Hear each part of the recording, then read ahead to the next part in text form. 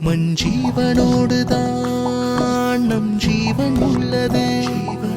மண் காப்பதோடுதான் நம் மனிதம் வெல்லுது. மண் தாவரங்களை மடி தாங்கி நின்றது.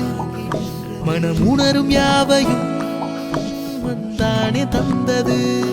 கரங்களுமே இணை காத்திடலாம் மண்ணை. காலமுமே உனை மந்தருமே. லலலே லலே லலே லலலே லலே லலே.